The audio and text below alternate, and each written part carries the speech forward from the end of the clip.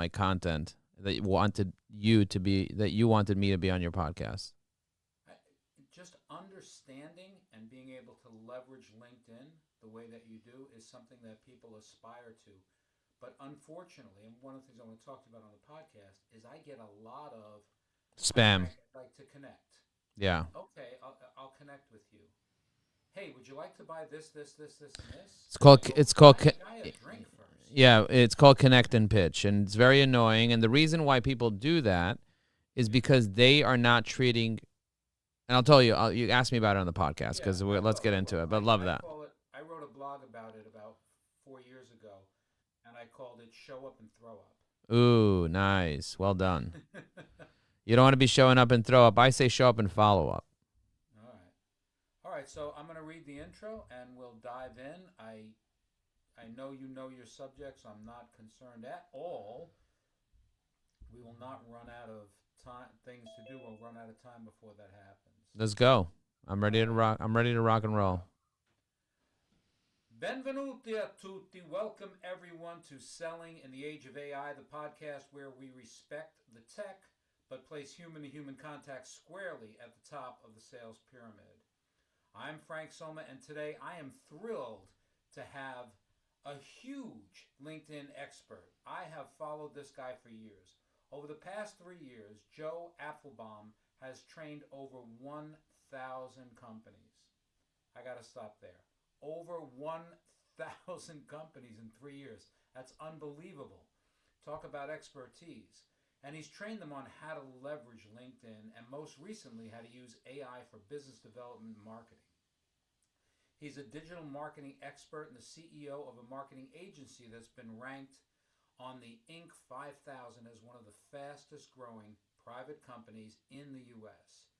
He's the author of 5 books, including his most recent High Energy Networking.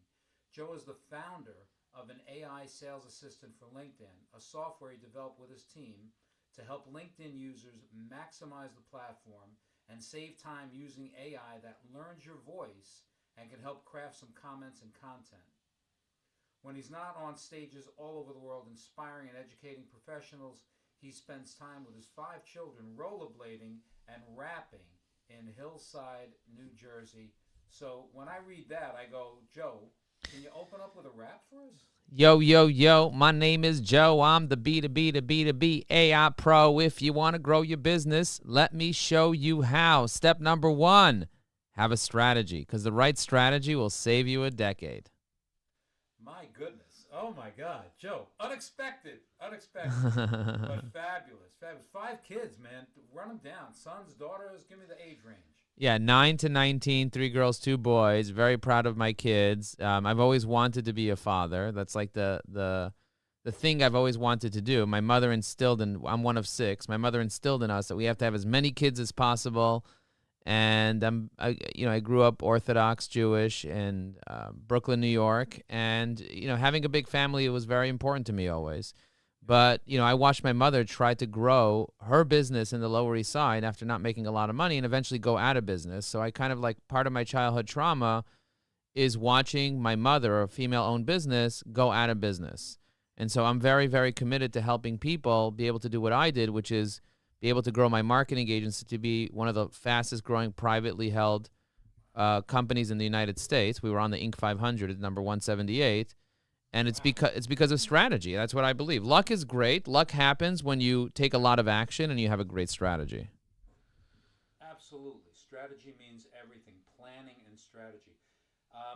What kind of business was your mom in? She had a clothing store on Orchard Street in the Lower East Side. Are you familiar with the Lower East Side of Manhattan? Because you're in Jersey.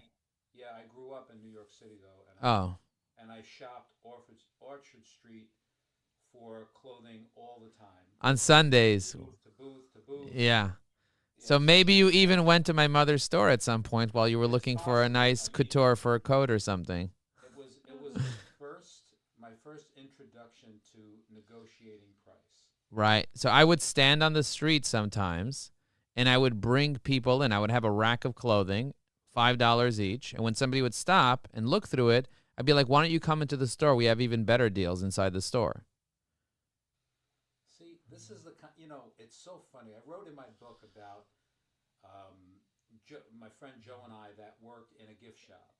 And, if you met Joe today, you would see him as he's a partner in a big auto dealership, super successful general manager, just sales through and through, a brilliant salesperson, and now business owner. And people would say, oh, he's a natural. He's got the sales gene. And I said, well, if you were a fly on the wall for the entirety of Joe's life, you would understand that he was in a learning lab for over a year in a gift shop where he and I used to challenge each other. Hey, I bet you can't get that guy to buy 2 things up front. Hey, I bet you can't get that woman to double her flour. Hey, I bet you can't go out in the mall and drag somebody in and sell them again. Like we did these sales challenges. So what you're saying is reminiscent of that. You cut your teeth on meeting people, introducing yourself, and then asking a closing question, getting them to come in and buy something. I mean, think about what that did in your formative years. So people would meet you today and say, boy, this guy's a natural. But they don't understand that, all of this stuff happened in your lifetime that led you to be the expert you are today. But I still did not even know for the next 20 years that I was afraid of public speaking. I was afraid of doing podcasts. I was afraid of putting myself out there. I didn't want my photo online. I was like, I don't want anyone to see me. I put a picture of an apple instead of putting my picture online. Or I put a picture of a cheetah. I didn't know then that my spirit animal is a cheetah. But now I know that my spirit animal is a cheetah. And but at the end of the day, for me, it's about connecting with people, building relationships. That was always something that was important to me, like getting to know people. And so, yeah, I mean, what I tell people is if you want more sales from LinkedIn, it's about having conversations, not connecting and pitching, or as you say, showing up and throwing up. I say you got to show up consistently, and then you got to follow up with value. Value first, like you said, date me first, buy me flowers first. How do you buy flowers on LinkedIn to people is you can compliment them. You could provide them with invitations to things. So for example, leaving a comment on a post. I saw that you posted a day ago about the most important decision in your life, and I left you a thoughtful comment. I said, Frank, your reminder touches the core of true meaning of success. Giving 100% isn't just effort, but heart.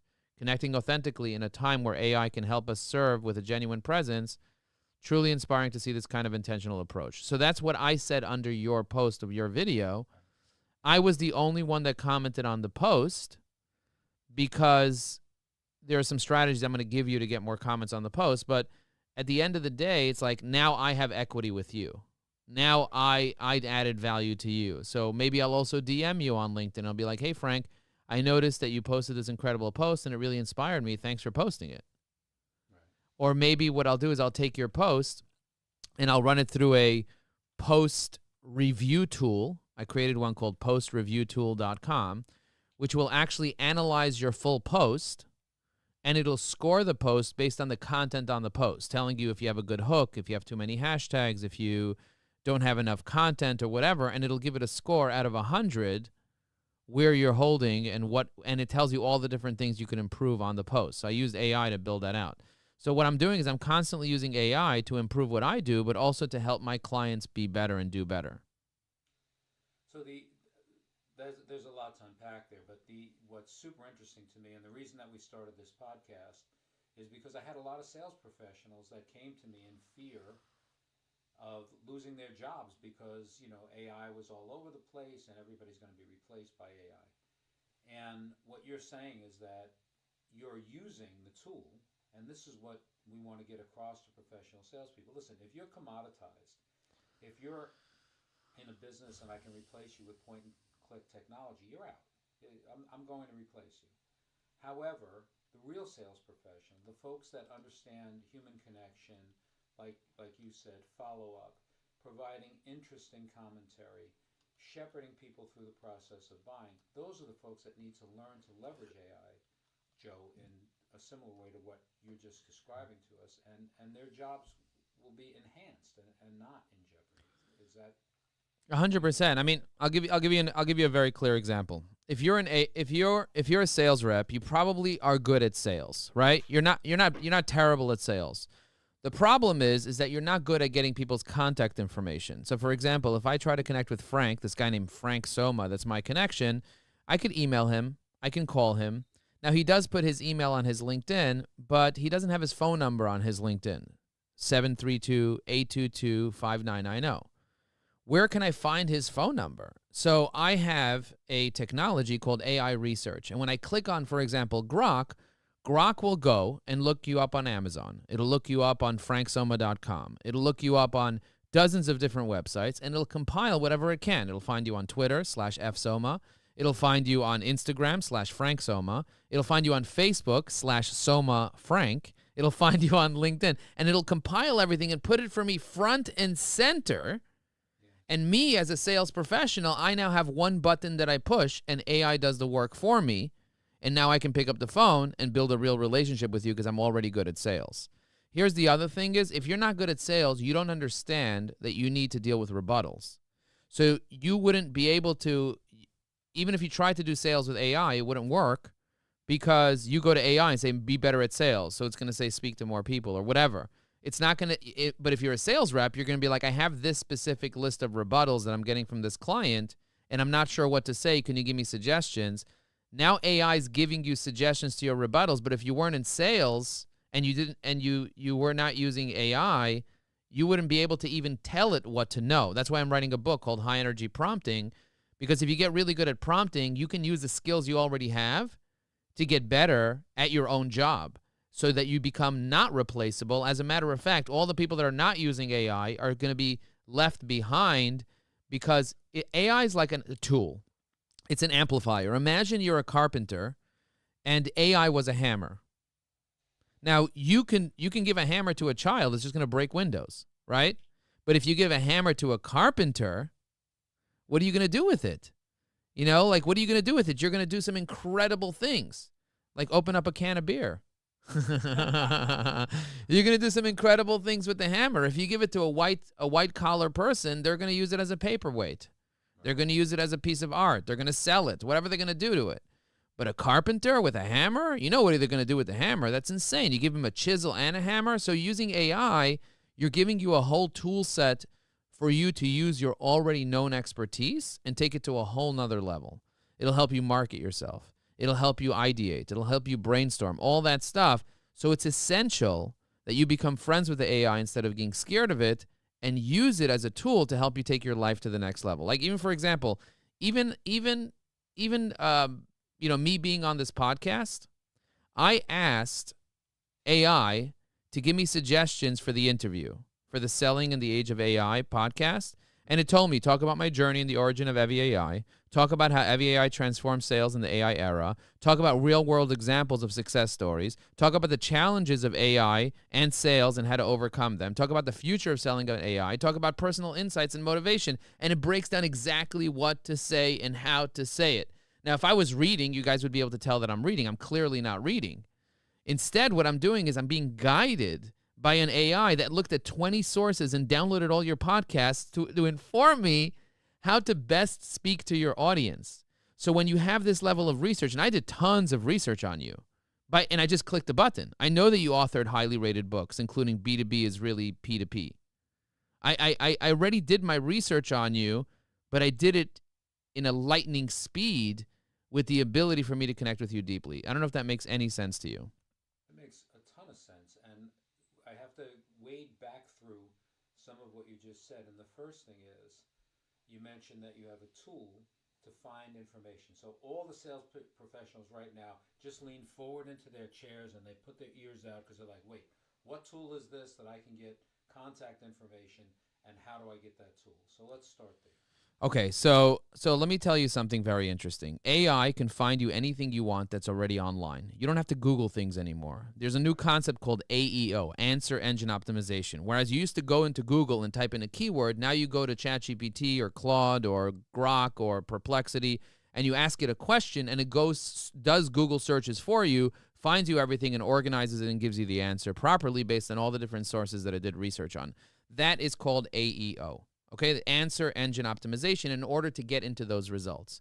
But you as a sales professional, you need to be able to do research on people. So if I researched you from your Instagram, I wouldn't be able to find much information because it's Instagram.com/whatever.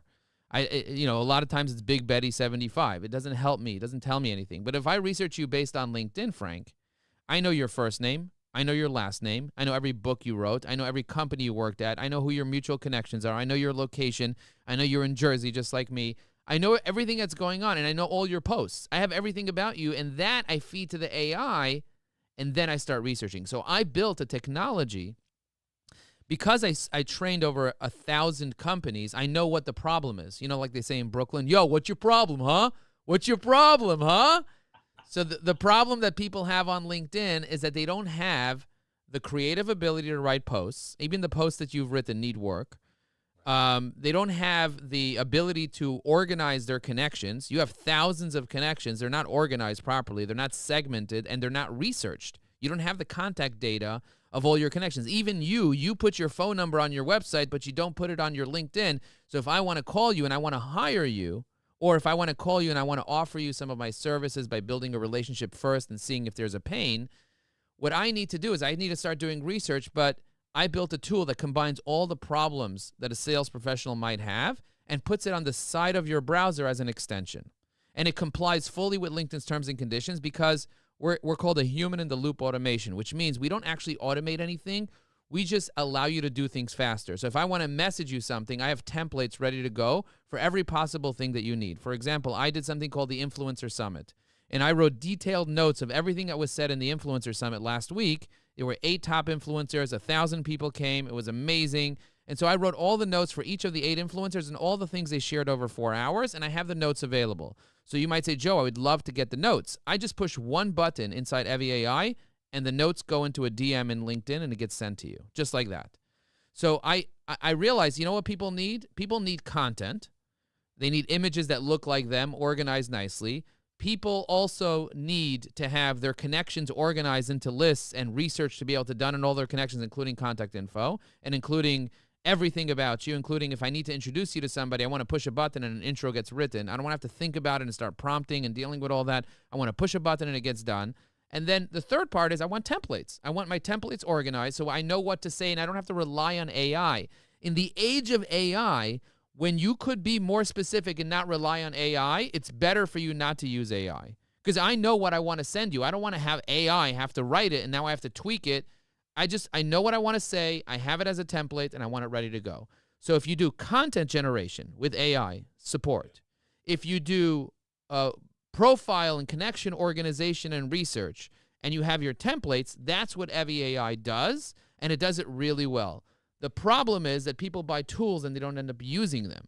So what we did was we added a whole nother layer. We have a $10,000 coaching program that we added to the technology. Say if you pay for the technology for the year, we'll throw in as a bonus our $10,000 training program. So you don't pay for the training because, information's information. People are not so comfortable paying for information like they used to pay. People still buy my 99 LinkedIn Hacks course. If they go to 99hacks.club, people still pay $1,000 for the course.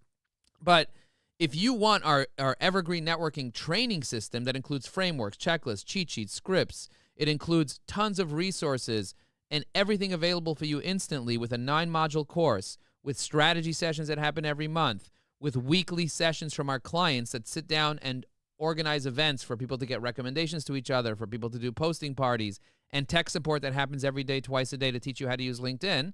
If you want that system called the Evergreen Networking System, we include it in the software. So now you buy the software, but you get the training, you get a community of 1,600 engaged LinkedIn users that want to engage with your contents. I was going to tell you the secret of engagement. The secret of engagement, Frank, and I know you want to hear this, the secret of engagement is to find people that are engagers.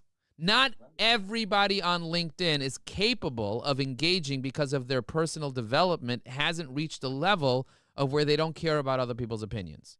So if you're the type of person that cares deeply about the opinions of other people, the chances of you commenting on a post is very low because you don't want to get judged by the comment that you leave. But we found people that vibe really high, that are willing to overcome their identity of trying to be special, and instead they're willing to add value by leaving comments, and we have 1,600 of those people inside a community, And then we give you access to that. Instead of charging you $12,000 for our community, which if you want to buy it separately, you can pay, you buy the software and you get the trifecta. Because I was looking at, how do you create a moat for a business? You know what a moat is? No, tell me. A moat is if you have a castle and you don't want people... I thought it was going to be an acronym for something. But yeah, I know what I should make it an acronym. But if you want a moat for a SaaS business, the most important thing that you can do, if you want a moat for a SaaS business, is to figure out how can somebody not replicate what you have very easily. So first of all, building the software is a very hard thing, and making it scalable so 1 million people could use it is a hard thing to do. You could build a software right now for one person to use, but if you want to get 1,000 active customers, like we have 23,000 users in 40 countries around the world, and you want to be scalable, that's something that's a very difficult thing to do, and it takes years to build it. It doesn't take 5 minutes to build. You need architecture. You need many people. You need a lot of money, investment, whatever. It's a very hard barrier to get in. I know this because I built it over the past several years. That's number one. Number one, it's a high barrier of entry. Number two, the second moat. The second moat is having a community, which means having people that know you, like you, and trust you, that you can keep offering your products and services to and keep referring business to. That takes years to build. So if somebody wants to buy a business that has a built-in community, the value of the business is much higher, because how are you going to go build a community overnight? It takes years to build a community. Imagine a guy I've been teaching for 5 years, and he's in my community, knows me, likes me, and trusts me. You think if you teach LinkedIn better than me, he's just going to go to you? We have a relationship. I know about his kids. I know about his family. I know everything he is. He's in my software. He's been paying me. He loves it. He buys everything I offer. Every new product I have, he buys. And if you have 1,000 of those people, you're making millions of dollars in revenue. You can't just replicate that. The other moat is the data. I have a tremendous amount of data and information and access to data that people don't have. The other one is called a process. I have processes. I have the plan, the people, the process. I have the stories, the profile, the automations. I have a bunch of systems, processes, templates, cheat sheets, scripts. I have a bunch of IP that you can't just replicate. So all those are moats. So the more moats you can add to your business, the more strong you have, the more the wall around your castle becomes strong, and you have a business that could last 10, 15, 20, 30 years. But it all begins with strategy, Frank.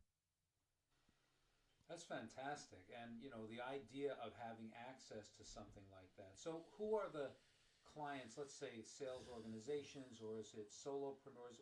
Who's the best clients for your business? Who's looking for you the most? There are 5 segments. Coaches, consultants, entrepreneurs, sales professionals, and authors and speakers. Those are the 5 segments of people that are most likely to benefit. So, for example, if you're a sales rep, a B2B sales rep, you need to get on conversations with people. Sure. This tool will help you get on 5 conversations a day, every day, guaranteed. If you're a consultant, whether you're a recruiter or whether you're an outsourced CFO or an EOS implementer, if you're a lawyer, if you're a consultant, you need to network. Your best clients come from relationships, not spraying and praying or waking and baking or showing up for 15 minutes and faking and trying to go viral. That's not how you're going to get clients. You're going to get clients by building relationships and investing 15 minutes a day on getting exposure, getting credibility, and having conversations. Those are the 3 things you need. So this is almost like a master class that I'm teaching. Yeah. I have hundreds of hours of content, and you can't get all the content in a 30-minute episode or a 45-minute episode. But if you dig into what I'm giving, the value, the community, the knowledge, the systems, the IP, the technology, all that stuff combined, I help people be able to put it all together and actually implement. That's the key word here. Because if I told you to write a post and it would take you an hour to write the post, I promise you wouldn't do it. Right. You wouldn't do it. Implementation has to be easy. There can't be a moat between me and using your system. So the implementation has to be easy. But what if I told you, click one button, we already have trained on your data. We know who you are. Click one button, and the post will be written in your voice with a hook, main points, call to action, all the best practices of LinkedIn. Then click another button, and an image will be generated that looks exactly like you, with your B2B is really P2P logo and everything, with your book, everything organized nicely, and you'll have an image that matches the graphic perfectly. And then you just push it into LinkedIn with one click of a button, and it just appears. And that entire process took you under 2 minutes. Would that save you time and give you the ability to now be able to promote yourself to the 2,300 people that are already following you on LinkedIn. Oh, huge. That's the key. The key is you have 2,334 people that are following you on LinkedIn, and every single one of them want to be in touch with you. The problem is that you're not posting every day. You're posting once a week. So if you're posting once a week, you're missing out because a post expires usually after 24 hours. It stops showing up on the feed. And so if your post expires after 24 hours, sometimes it'll show longer. If you posted once a day, you would get so much more exposure than if you post once a week, once a month, or once a year. And here's the other thing is, we'll tell you who the most engaged people are on LinkedIn so that you can connect with them. And now you have, even if you only have 5,000 followers, you're getting 20, 30 likes and comments on every post, which is super valuable because instead of your post getting 20 views, it'll get 2,000 views. It'll get 1,000 views. It'll get 800 views. And our clients consistently see that. But with the tech, it saves a lot of time. So in 15 minutes, I can get done 4 hours worth of work. That's huge. So let's think about a lot of folks that listen to podcasts are sales professionals working for a big pharma company or an office automation company. So how does an individual salesperson benefit from engaging you? Or do they bring you to their company to look for the larger scale, or both? I would say it depends if the company has a technology budget. If they have a technology budget or if they have a training budget. Some companies don't have a technology budget. Some companies have a technology budget. They don't have a training budget. So it depends. If your company doesn't have a budget and you're like fend for yourself, then you pay us money. We'll get you in the door, and it's very inexpensive. It starts at like peanuts. It's a couple of cents to get started with it. It's like the price of AI has gone down so much that we charge very, very little. But if you want your company to pay for it, you might get reimbursed, and we can frame it however you want. We can frame it as training. We could frame it as content. We can frame it as data. So whichever way you want to pay for it, at the end of the day, is you could put it into whatever bucket you want. That's why we've created all these buckets, because certain companies are like, we don't pay for tech. Buy your own tech. We'll pay for training. So we'll say, okay, buy the training, and we'll let you use the tech for free for now, just to kind of see how it works. Or you might say, we don't pay for training. We'll pay for tech. Okay, buy the tech, and then we'll give you training for free for now. And if the training is good and you like it, then pay for it later on if you could afford it. So one way or the other, we get you in the door. So if you're an individual sales rep, the first thing I would tell you to do is come to our free webinars. That would be the first thing. Go to evyai.com/webinar, attend our next webinar, and start learning how this tech works. I would say if I was a sales rep, I would just pay for it myself because it's not crazy expensive. And if you're commission only, or if you're highly incentivized on commission, getting on 5 conversations a day and using this tool that you own yourself will change the game for you. And if the company's not investing in you, maybe find a company that will invest in you. If you're a good sales rep, you can sell yourself. You should be able to sell yourself to another organization that will actually train you. Absolutely, but I think about what you're saying. If I'm an individual, see, this is what separates this is why the Pareto rule exists, the 80-20, right? This is what separates great players. So if you're going to be a professional salesperson and you're selling MRI machines, for argument's sake, one deal is maybe making you $10,000 in commission. So why wouldn't you invest in 5 conversations a day? Are you kidding me? If you stink, you should be closing several pieces of business off of those 25 conversations a week. If you're mediocre. Yeah. So most people are just not doing it. They're not doing it. They're not doing it correctly. They're not even using the platform. They're not even doing the 4 steps I teach people to do, which is connect, post, engage, message, optimize. Those are the 5 things I teach people how to do. They don't know how to use Sales Navigator. We have something called The Bundle Plus, and it's available at thebundleplus.com. If somebody goes to thebundleplus.com, there's a 20-minute video. We explain what it is, and we throw in $52,000 worth of value for less than $2,000 a year. So somebody can go there, and they could get the training, the community, the support, Sales Navigator training. Basically, we throw in a massive, massive bundle. It's available for a limited time only. We're going to charge $5,000 for it soon. But we give you the opportunity to be able to jump in. So if you're a sales rep and you're earning $200,000 a year, or you're earning $100,000 a year, or you'd like to be earning $100,000 a year, investing $2,000 a year or $5,000 a year in your own personal development is key. It's a key thing. It's a key thing. I spend tens of thousands of dollars a year on my own personal development. And even when I was a sales rep and I just worked for a company, I would still spend money on courses. I would still spend money on books. Think you know how many books I have in my house about from Zig Ziglar, from Brian Tracy. If you're not going to Tony Robbins and learning how Tony Robbins does it, if you're not invested in Napoleon Hill or Dale Carnegie and that type of stuff, you are majorly missing out. So if you're a sales rep and you're not investing in your own personal development, you are not being valued as more. The more you invest in yourself, the more value you will have. We have something called the AI Business Development Circle. We charge $3,000 a year for that mastermind. We meet 3 hours a month, and we teach you everything there is to know about AI. We have dozens and dozens and dozens of salespeople that are part of it, and they love it, but they pay for it themselves for their own personal development, and they pay monthly for it. But they pay for their own personal development, and they show up year after year because they're learning how to maximize AI to be more effective at writing proposals, at creating applications, web applications that save them time, lead magnets, email automations, books, podcasts. I mean, this whole podcast will be edited with AI and be published before the end of the day. Like before the end of the day, you're going to see this podcast, even before you publish it, it's going to be published by AI.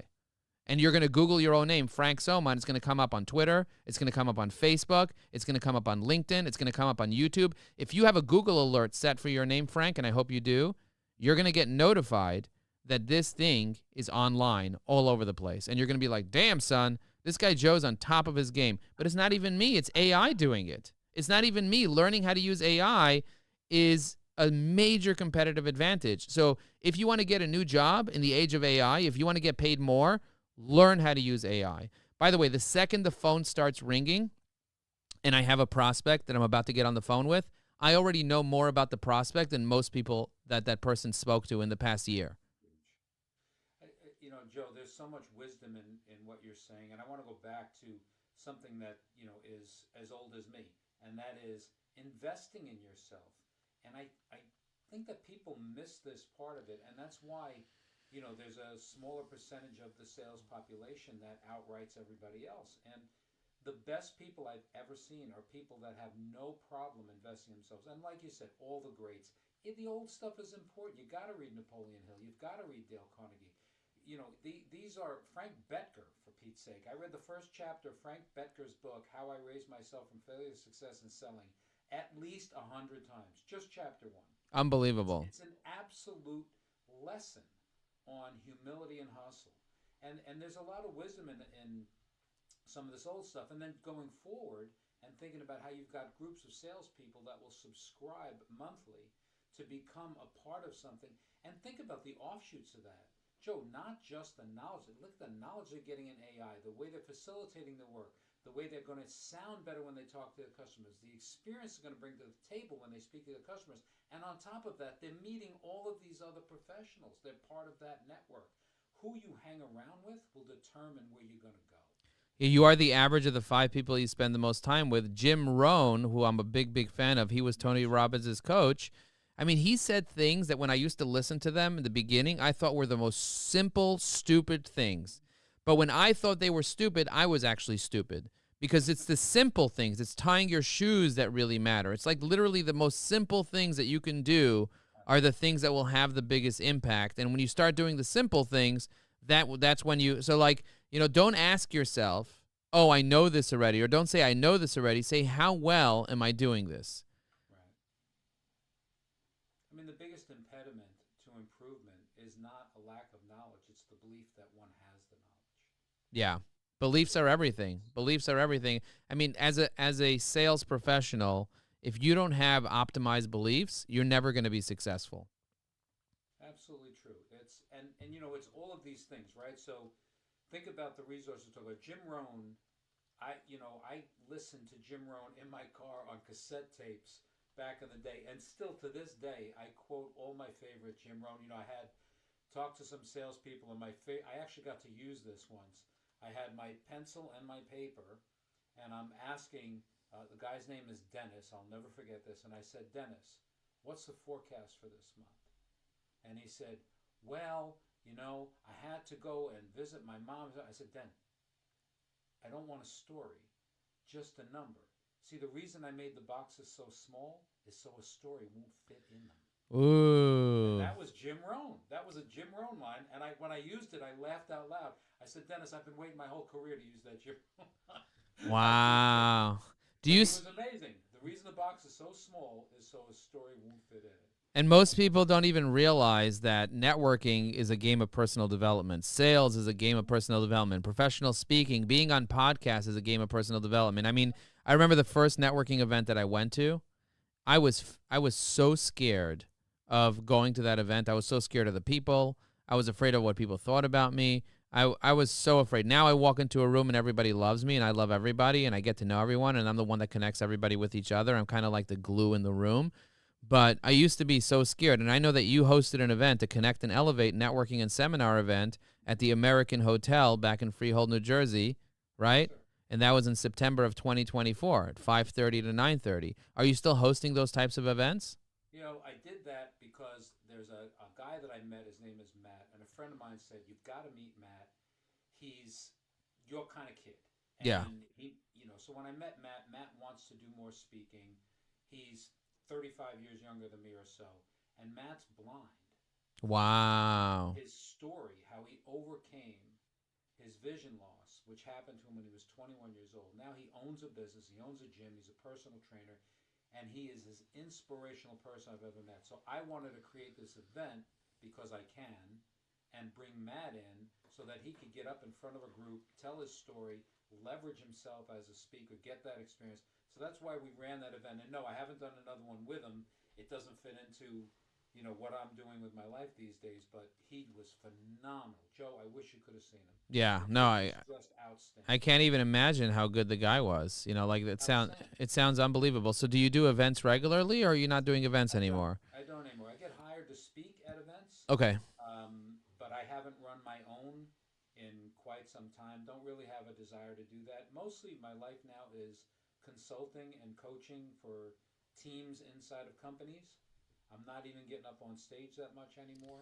Amazing. Amazing. What's an example of a company that I could refer you to? So this is the conversation I like to have people on LinkedIn.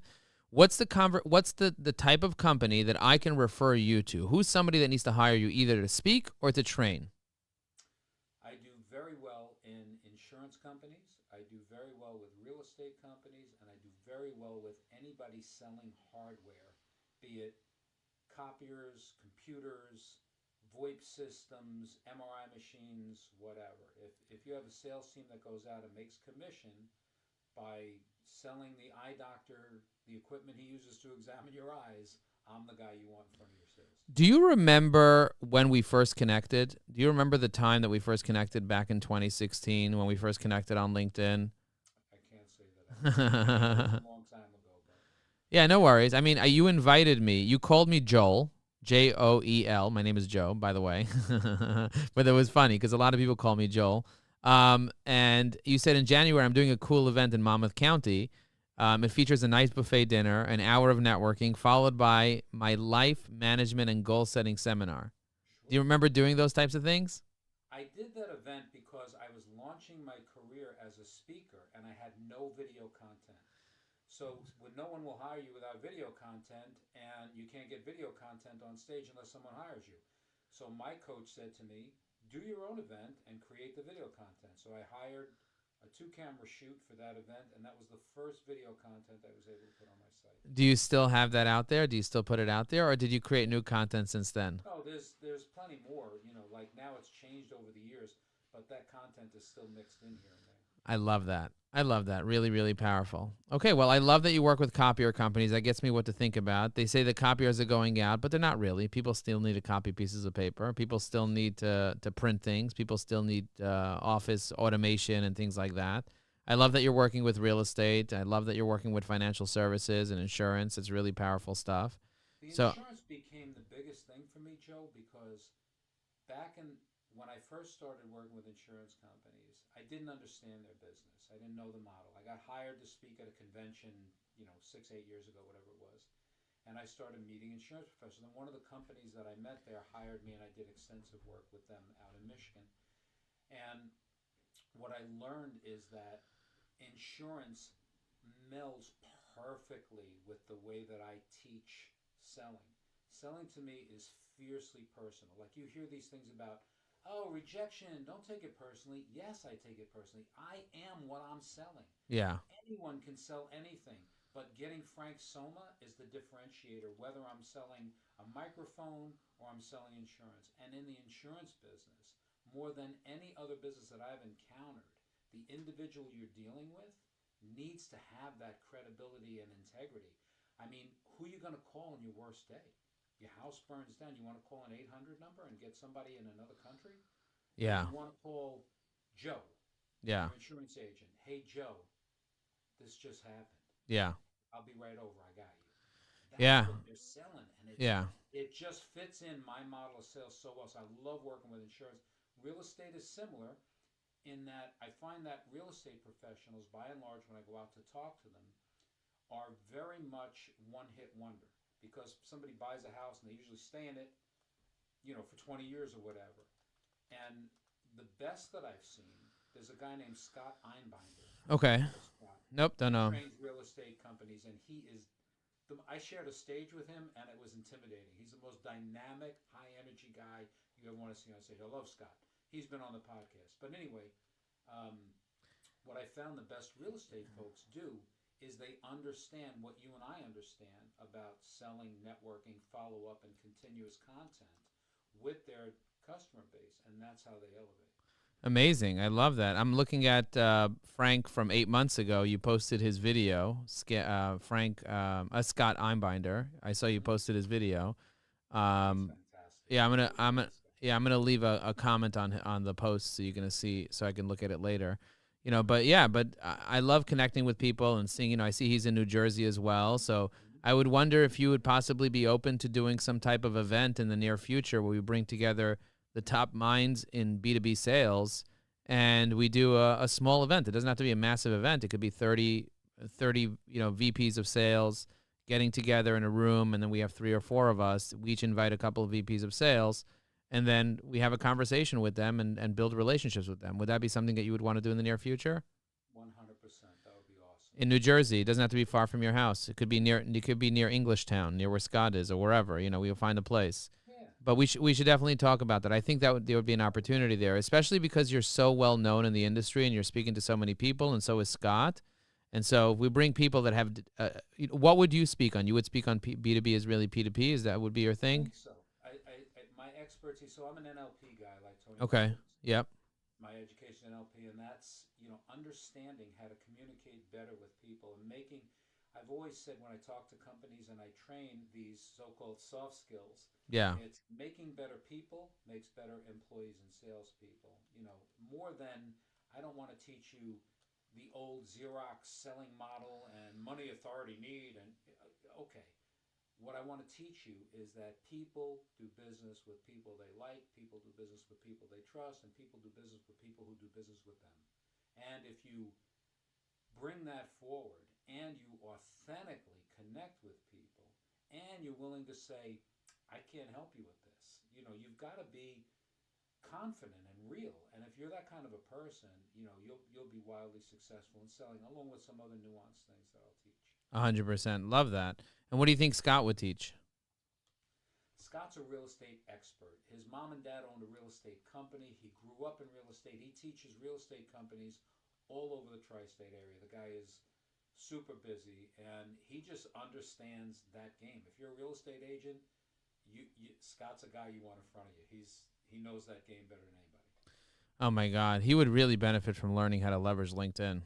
I'm going to send him a connection request on LinkedIn and see if he can benefit. But do you see what I'm doing here? I'm trying to find ways that we could work together. I'm trying to find ways that I could add value to you. I'm trying to find ways that people listening to this, if you're listening to this right now and you see the conversation we're having, it's so real. It's so organic. It's so Joe, instead of just taking the spotlight and trying to take and talk about my business. I'm sitting here giving Frank one leg up after another leg up after another leg up to talk about what he does, how he helps people, the industries that he's working on. You probably learned more about Frank in this episode than maybe in the 20 past interviews that he's done from other people, because Frank is so busy giving to other people, but people are not necessarily giving to him. So I want to be the type of connector that's a conduit of blessing to other people. this might be the episode that you want to promote the most from all the other episodes and get the most people to listen to, because this is the episode that you talk about yourself more than every other episode you've ever done combined, because I'm curious of ways to help you. And now people are listening to this and they're like, holy crap, we want to help Frank. And it's a super interesting interview where Joe starts off rapping and ends off giving like this motivational speech about podcasting. You know what I mean? Oh my God. I got to tell you, it really is awesome. And I will watch this episode over a couple of times just because I've enjoyed so much of what you said. And there was so many things, like my brain was trying to hold on to some of the things that you said to circle back to. And we did on a few, and I had you explain them more and more. But there's just, you have so much knowledge and you shared so much in such a short time that, I feel like we should come back and do it again. Amazing. Let's do it again. And by the way, I like running something called otter.ai, and I have it typing up everything we're saying in real time. So if I want to go back to anything that was said, I can read it or see it in real time. I can highlight things and take notes in real time. Whereas Fireflies is great, but I don't think it does real time typing up what you say. That's the thing I like about otter.ai versus Fireflies. Okay, Fireflies is great, but if you need a real time version of what's being said in a room, that's a very powerful thing that allows me to be able to take things to a whole new level. So it's just something to think about. No, it's a great tool. When I was writing my book, I used Otter AI when I was interviewing people. Yeah. Because I wanted to be in the interview. Yeah. And focused on them and not taking an oath. They said that. Exactly. And I could go back and examine and re-examine. And I interviewed a bunch of people. I wound up selecting 4 of them for the book. Amazing. And that was a great tool for me. It really was. So thanks for mentioning it. Yeah, it's my pleasure. And by the way, if you need help with learning how to leverage LinkedIn yourself and you're enjoying this type of style, not everybody likes the rapid New Jersey style, the Brooklyn style. Not everyone enjoys that. But if you're the type of guy that actually gets value from this and you want to be part of a community of people that will actually like and comment on your content, then we might want to talk about the Bundle Plus at some point in the future. But it's really up to whether or not you're ready to really leverage LinkedIn. You only have 2,000 followers. I'm going to give you another tip. I think this is going to blow your mind. If you have a TikTok account and you follow someone on TikTok, for example, I'm LinkedIn Daddy on TikTok. So if you go to tiktok.com/@LinkedIn you're going to find me there, at LinkedIn.daddy, whatever. But if you go to TikTok, I don't even have my name on TikTok. And if I follow you on TikTok, you don't automatically follow me back. I follow 100 people, only 60 people follow me. But on LinkedIn, if I connect with you, Frank, you automatically follow me. That is a hack that most people don't even realize. And you can send 20, 30 connection requests every single day. So if I just send out 20 connection requests every day to people that are posting on LinkedIn, to people that are active on the platform, I'm going to start getting a tremendous amount of people that are accepting my connection requests, and they all become my followers. So you can quickly go from 2,000 to 3,000 followers every 90 days. That means by the end of the year, you'll have over 5,000 followers. And by the end of next year, you might have up to 10,000 followers, which is insane that you could become a micro-influencer and get paid just to be an influencer. When you have 10,000 followers, it takes you to a whole nother level. But on LinkedIn, you can get to 10,000 followers methodically and quickly versus on other platforms, because every connection becomes a follower. And guess how many connections you can have, Frank? You can have up to 30,000 connections. That means that you can add 30,000 connections and they all become your followers. I'm not saying get to 30,000, but add another 1,000 every quarter. Why not? Add another 1,000 CROs every quarter. Add another 1,000 VPs of sales every quarter in financial services, in real estate, in hardware, in copiers. I mean, you pick those industries, you go after them. They don't only have to be in New Jersey, but even if you focused on New York, New Jersey, Connecticut, you would find 1,000 in the next 90 days you can connect with, and 30, 60% of them would say yes to connect with you because you're such a dynamic guy and you have all this stuff going on. But you're not doing it. You're not doing it because it's not easy and because you don't have the strategy. And we make it easy so that we can save you time, make you more money. And by the way, if somebody pays you $5K to go train their team, right? Let's say whatever you charge. Let's just say it's $5K to go train their team, and you get one person a year because you connected with them and because you started a conversation, because you use my greeting, feeding, and meeting method. I tell people never connect and pitch. Instead, use greeting, feeding, then meeting. What does greeting, feeding, and meeting mean? Greeting is first you greet them. You're like, hey, Frank, so good to see you. Loved your podcast. Amazing. Good job. I didn't ask you for anything. I didn't ask you a question. I just dropped value and greeted you. When you greet someone, don't ask them how they are. That's annoying. It's the last thing I want to tell you is how I am right now. Instead, I want you to tell me how good looking I am. I want you to tell me how smart I am. I want you to tell me how amazing my energy is. And I want you to walk away and leave me alone so that I want more of you. You get it? If I walked over you at a conference, I'd be like, dude, that red shirt, woo, woo. If I was a bull, you know the things I would do to you? And we'd both laugh and I'd walk away. The next time you see me, you'll be like, dude, thanks for that compliment. You know, I was feeling a little self-conscious about my red shirt and you really made me feel so much better. Thank God you're not a bull. And then we laugh again. And then I'm like, by the way, can I ask you a question? What is it that you specialize in? What's your number one skill? Because you seem like you'd be really good at XYZ, observation. And then I asked you a question. Maybe it was one of my 5 eyes that I teach in feeding. And now all of a sudden we're in a conversation. You're like, you want to get some coffee? You want to sit down? They're giving free coffee at the corner over there. You're more like a matcha guy, right? And he's like, yeah, I'm a matcha guy. Let's go get some matcha. And we sit down, we have matcha. Now we're friends. Before you know it, we're doing business. I'm referring business to you, referring business to me. But that's the natural approach that I take on LinkedIn with greeting, feeding, and meeting. I basically told you how it would work on a live conference. It's the same thing.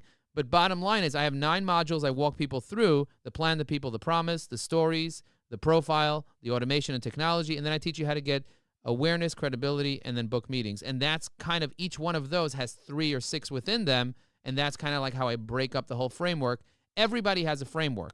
The problem is most people haven't thought about it for 10 years and trained over 1,000 companies in it. So now I could just keep going and going and going. But my point is, I want everyone to know that there's a process to profit. And if you can figure out the process and have the plan, the people, the promise, if you can have the right strategy, it'll save you a decade. Joe, I mean this in the highest compliment possible. I need a nap after talking. It's just too much in my brain, you know? So many things to think about, so many things to do. But really, it's been fabulous to have you on. I'm blown away by the amount of content that you were able to pack into such a short segment. And I do appreciate that you asked me about me, and I did get to talk about myself, which is unusual on the podcast. Usually I'm asking other folks about themselves and focusing on that. So thanks very much. And absolutely, we should get together and talk about doing some sort of a live event and bringing people together. That would be fun for both of us, I think. Yeah, and they say that live is the new technology. We got to get back to the 1950s, you know, like, because everyone's online, everyone's AI. Zoom kind of, COVID kind of, or whatever it's called, the pandemic kind of just made everyone comfortable with Zoom, and everybody went 100% on Zoom. It's like bringing the podcast back. You know what I mean? You remember the idea, everything old is new again. You know, I would say the most feedback I get on anything I do is a handwritten note. Yeah. And I still do it a lot. Yeah. It's just amazing. It's not always appropriate for everything. Of course, we can't leverage the content to thousands of people and all the things we're talking about using the tech. But you got to mix in a little bit of everything. And live is the new technology. I agree 100%. So thanks very much, Joe. Not Joel. My pleasure. You know what it is? It's you're right. Joel is kind of like, it flows off the tongue. And most Jewish guys are Joel, not Joe. Yeah. So that's probably why I went that way. I probably looked at, this is a guy, I know the last name is probably Joel. Well, I appreciate you very much. Thank you for having me on the show, and I look forward to continuing the conversation.